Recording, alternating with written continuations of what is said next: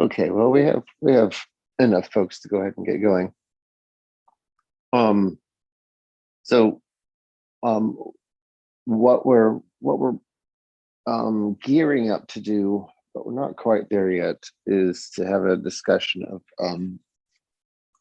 the MPC, the latest research on the MPC-in-the-head techniques for generating ZK protocols.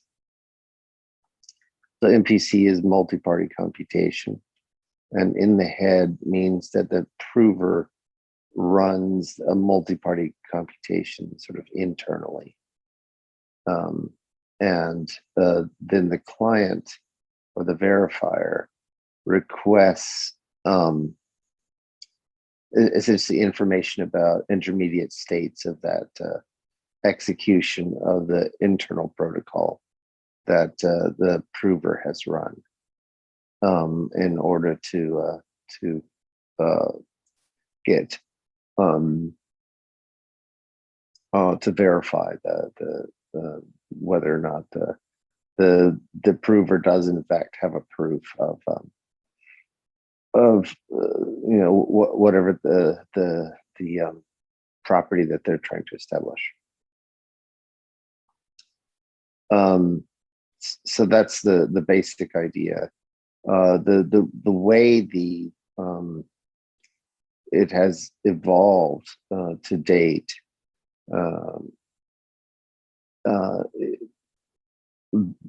they are able, at least the results that I'm looking at, they're able to translate that almost directly into linear algebra operations, so that the proof then, or the verification protocol looks like a bunch of dot products inner products against a particular matrix, which is very, very efficient. So I want to be able to present this in a way that we can map it to Rho. We're not quite there yet, and I'm not even comfortable giving an in-depth survey of these kinds of results just yet, but we're getting there. Part of the reason one would like to be able to reduce these kinds of things to linear algebra operations is that they're incredibly fast, and so and at least the results that I've been looking at, the complexity is order of the square root of the size of the circuit, so it's good. It has good complexity characteristics, and but also I'm aware that the results I've been looking at are at least a couple of years old, and there might be improvements even beyond that.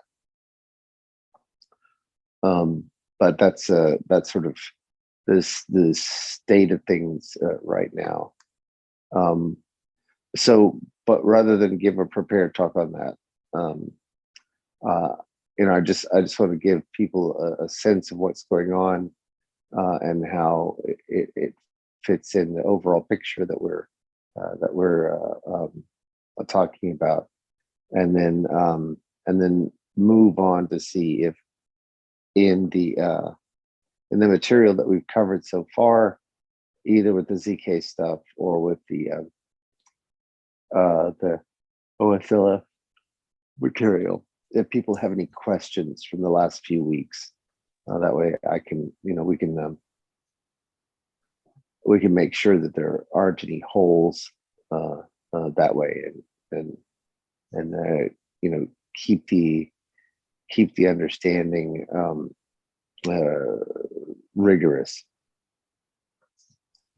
I have a question related to this work on ZK snarks and how this relates to these are not necessarily snarks, right? These are not necessarily snarks. Oh, I see. Yeah. Yeah, Okay. To be precise. yeah, Yeah. yeah. Okay, but go ahead. How this relates to checking the rolling execution instead of replaying what we are doing now. You said that we will have some.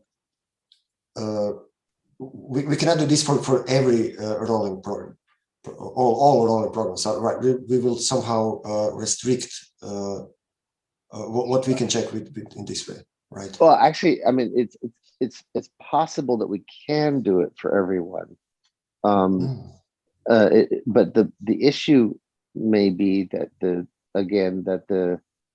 computational burden of the ZK protocol may be more expensive than just doing a replay. Right? Is it? What we want to be able to prove that we can get that if we do a one of these ZK protocols, that what the complexity is for the general case, and then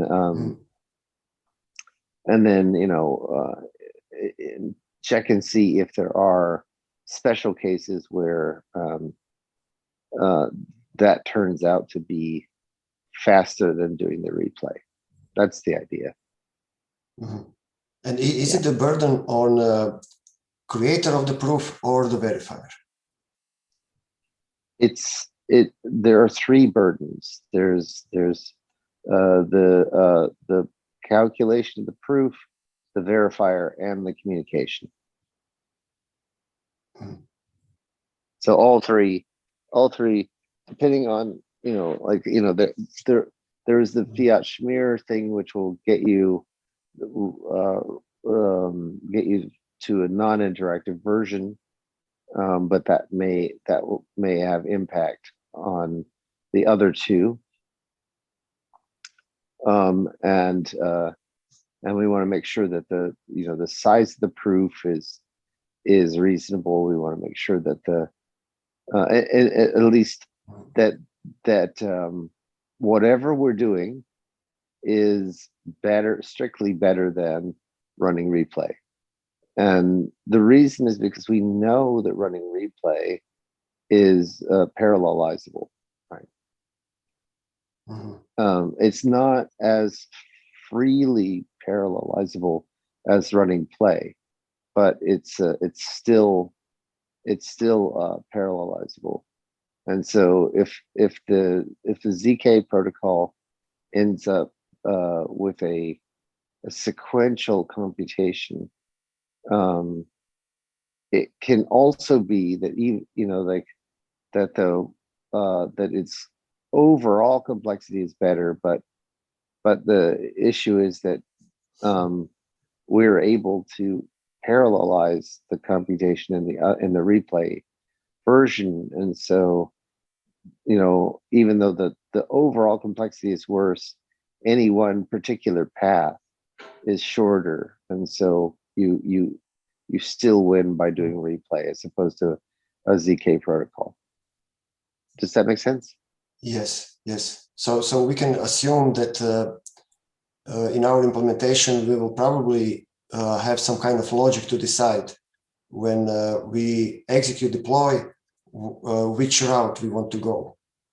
Do we create a ZK proof, or we will create the same what we have now, event log and for replay? It's possible that it might turn out that way, but it would be far superior if we can decide that question up front.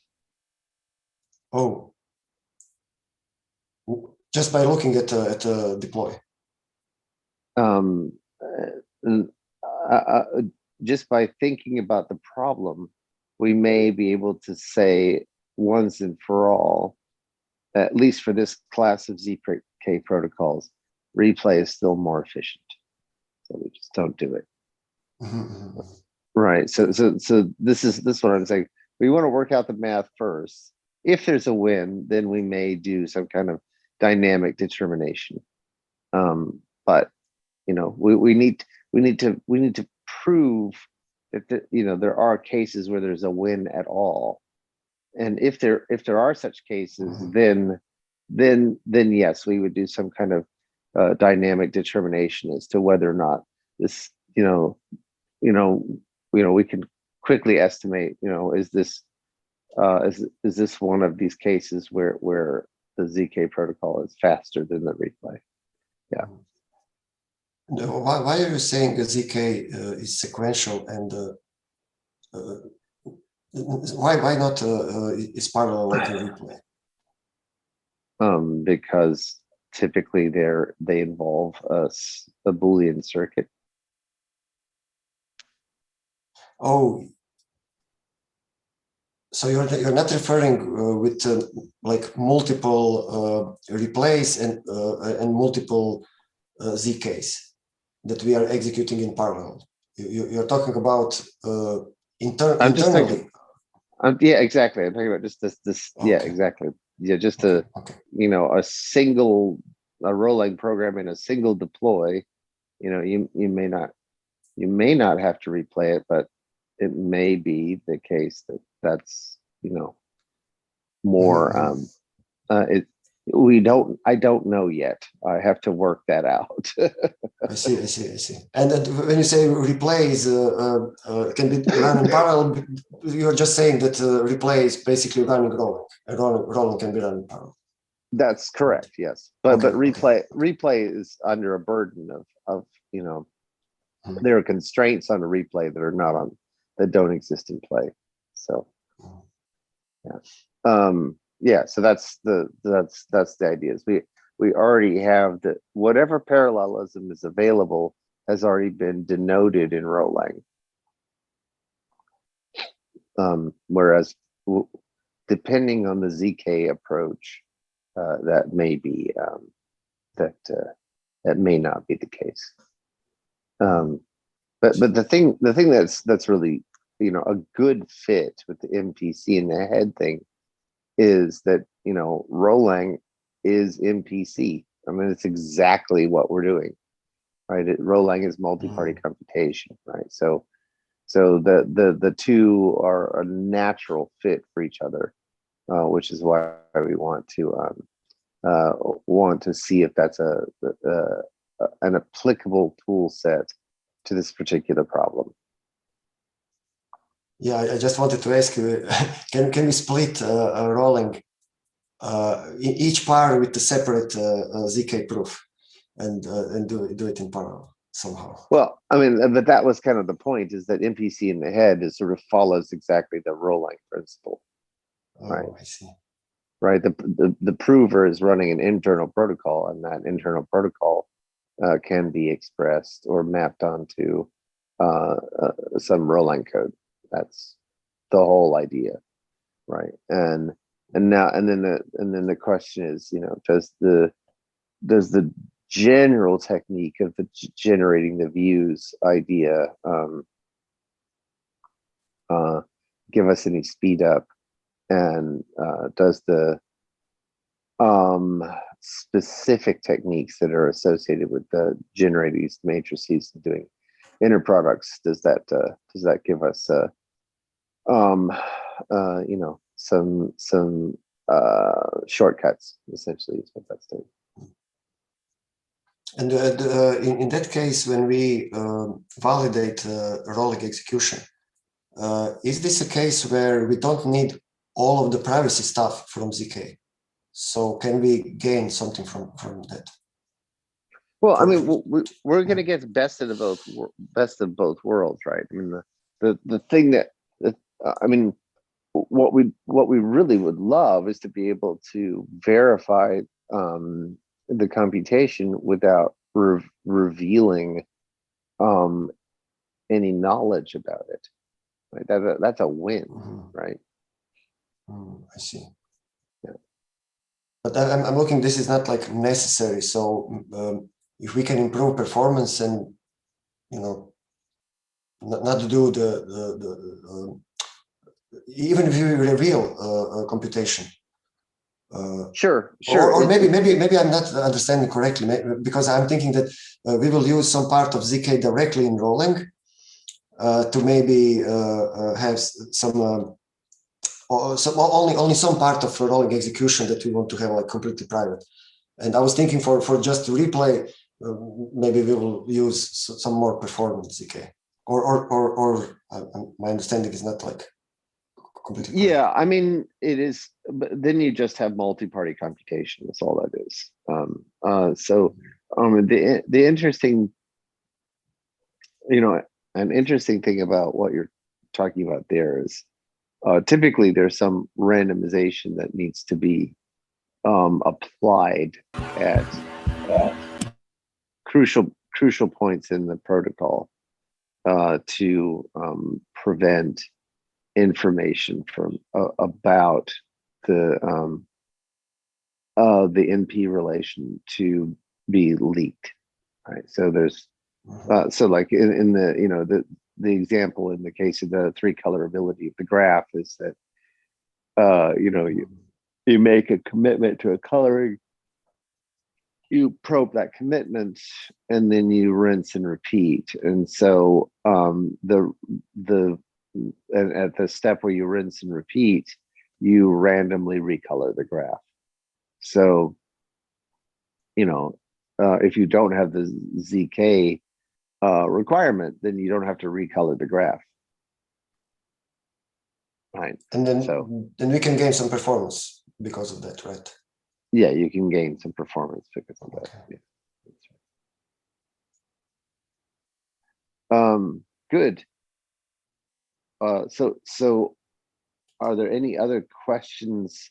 So again, what were the point of this session is to try to make sure that everyone can catch up to all the things that we've talked about so far. So if there's any questions lingering about the material that we've covered so far, now would be the time to ask them. And that will give me a chance to keep plugging away at the research on the MPC in the head to make sure that I've got all the materials sort of lined up and am able to give a good prepared talk for the next Casper session. And it's okay if there are no further questions, then that's also useful. It'll give me a chance to get a little bit of rest before stand up. So it's I'm open to any of those options. I'm good, thank you. I cannot say that I understand it all, but Sure, or less. Good. All right. I'd like to ask you about this relation between complexity and mathematics and physics. So is this somehow connecting mathematics and physics because complexity gives us like some kind of information, what can be computed and what not, and how difficult it is? Well, I mean, certainly complexity gets your computational abstractions a little closer to the physical world, right? That's because now as soon as you start talking about complexity, now you're actually measuring resources, and at least in the common ways of thinking about complexity, you're really talking about time and space. And so you're getting a lot closer to situating your computations in some kind of physics. But the whole issue of quantum computation then rears its head because thinking about complexity in quantum computation is very different in many respects than it is in classical computation, right? So because you can do an infinite number of computations all at once, right? That's sort of what makes it so intriguing. So the complexity characteristics in quantum computation have a very different flavor or feel, but it is still situating it in some kind of, you know, time and space framework. So it, you know, it is, you know, necessarily it's tying your computation to some kind of physics, right? So whether you're classical or you're quantum, you're sort of nailed your computational abstractions to something that's at least a little bit more physical. It's not, this is, you know, it's not necessarily the case that it lines up with exactly the physics that we think that we're living in with, you know, the standard model. But you know, in quantum mechanics, it's even more clearly tied to you know, some very specific physics. I'm sorry, in quantum computation, it's tied to much more specific physics. So in that sense, there's something to what you're saying. I mean, you know, right now we don't know. Is it even possible to create maybe million qubits for to run computation in this way? Oh, I think that's more about. I don't think it's a theoretical limit. I think it's a practical limit, right? And they're improving that all the time. So I'm not. I don't see that as a.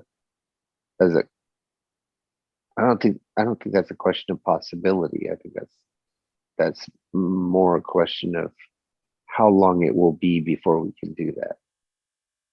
I see. I see. Yeah. All right. Any other questions?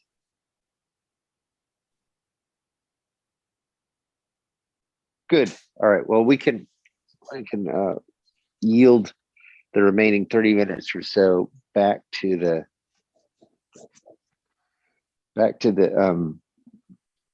community, and I will see everyone in the dev stand up in a little bit. Great. Thank you. Thanks. All right. Bye-bye. Thank you. Bye.